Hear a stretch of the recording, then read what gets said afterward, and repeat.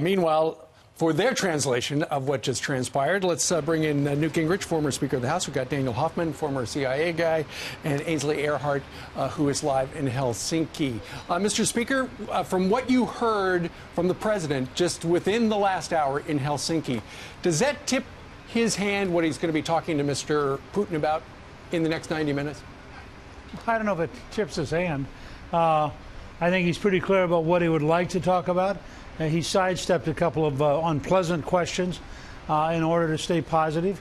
I think he would like to create a good relationship, and we'll see if it's possible. I mean, I think there's you can do all you want to try to befriend somebody, but they've got to do their part too. And we have no idea yet what Putin really wants to do. Although I think the fact that he's agreed. How many languages do you speak?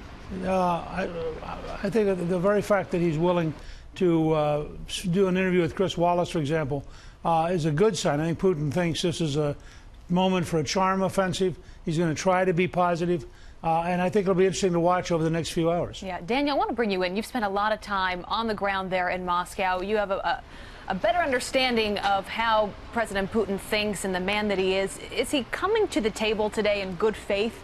Do you think that he's genuine in any way when we're talking about these big issues? Because we've tried this time and time again in the past to try and rebuild this relationship. It hasn't worked. Do you sense that it's different this time around? No, I think if past is prologue, then Vladimir Putin does not approach meetings with what he has called his main enemy, the United States, in good faith. It doesn't mean we shouldn't be speaking with them. It's important that we explain to them what our positions are, that we nevertheless try to find some common ground where we could agree on some things with Russia, certainly on arms control, extending the New START treaty, which is set to expire in February 2021. But Vladimir Putin, at the heart of it, is a KGB officer, and that's the way he thinks.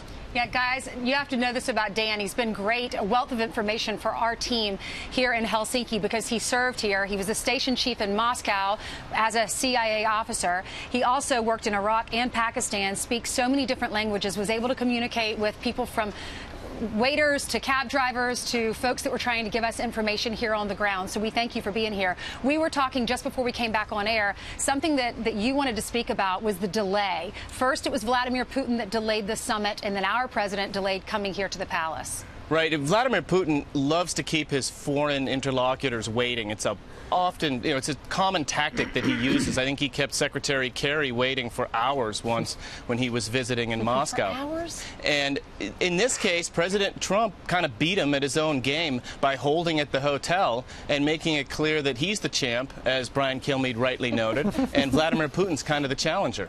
So right. Well done. Hey, I got something to throw out at you, Newt Gingrich, and that is I like the president's tweets. I even understand what he's trying to do with the EU and NATO. The one I don't understand is this tweet. Our relationship with Russia has never been worse, thanks to many years of U.S. foolishness and stupidity, and now the rigged witch hunt. It's really not our foolishness and stupidity. They might not like the things we're doing, but would you really say foolishness and stupidity is a correct characterization? Look, I'm not going to try to rewrite the president's tweets. I think that there's been a lot of weakness.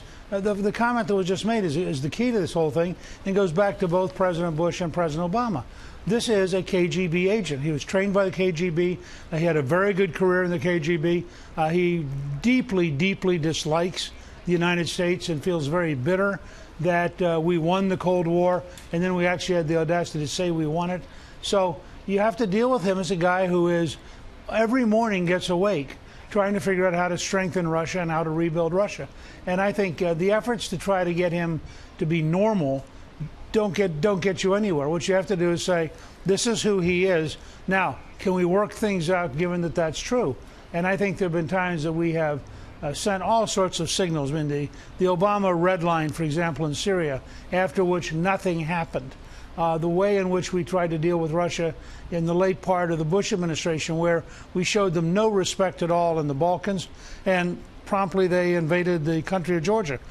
I mean, these things, this is a guy who is very determined to recenter Russia as a major power, and I think Trump, by going and meeting with him, we'll see what happens, but I think Trump has a pretty good measure of how to deal with it. And one of the biggest challenges we face, Daniel, is Russia trying to undermine our democracy, meddling in our elections. They've done this well before now and will likely continue to do it more. How do you make any progress on that front when you have President Putin who denies any involvement there, who says he's not aware of this going on?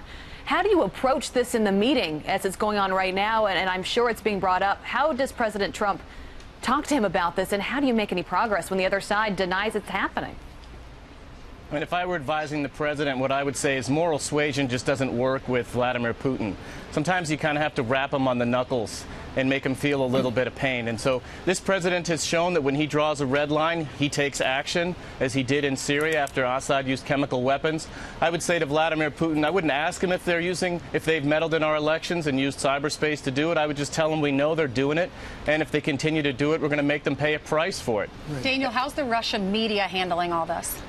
I think the Russian media, from what I've read, they're trying to set this summit up to appear as if President Trump is coming to President Putin with issues we need Russia's help to solve. That would elevate Putin's stature and his KGB authoritarianism to an equal level of the United States and our democracy. If you want to go to the land of fake news, go to Moscow. That's Vladimir Putin's state-run propaganda.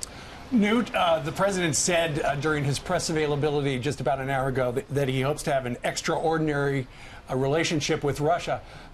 Have you looked at the press that has said that really all Putin needed, aside from what Daniel said, and I think that's absolutely right, is the picture of him shaking hands with the President of the United States? Because after what they did to Crimea, where Russia took it, there really was no hell to pay for Russia. And now this normalizes the relations between the United States and Russia, because the White House put out a statement overnight that said that we are going to agree to disagree regarding that.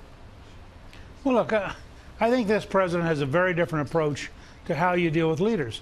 He met with Kim Jong-un in Singapore. You could argue is the greatest victory a North Korean dictator ever got, because there he is next to the President of the United States being treated as an equal. He's also dealing with Putin the same way. But here's the challenge you've got. Russia, and the president said it in the statement a few minutes ago, Russia's a fact. It's a huge country. It's the largest producer of oil and gas in the world. We're going to pass it, I think, in 2021 or 22, but it's still enormous. It has the largest number, or second largest number of nuclear weapons, depending on whose count you want to use, ours or theirs. This is a fact. It's sitting right here. Now, do you try to find a way to deal with that fact, or do you just kind of isolate it and hope it'll go away? And I think Trump's attitude on all these things is let's see if we can't make a deal, which has been his lifetime experience. Sure. Yeah, I would not be surprised they end up with a date for him to come to Washington after this if it goes somewhat smooth. Or Moscow. Well, for Trump to go to Moscow. I mean, I think, you know. Time will tell. And my point would be, as a guy who grew up in the Cold War, worked with Ronald Reagan, did everything I could to help defeat the Soviet Empire, I'm happy if Putin comes to Washington. I'm happy if we go to Moscow. We just have to make clear there's some things we're not going to agree on. Crimea is one of them. There's some behaviors we're not going to accept. And frankly, one of our counters may well be you keep messing up our elections, we're going to start doing things in cyberspace inside Russia. Yeah. Retribution.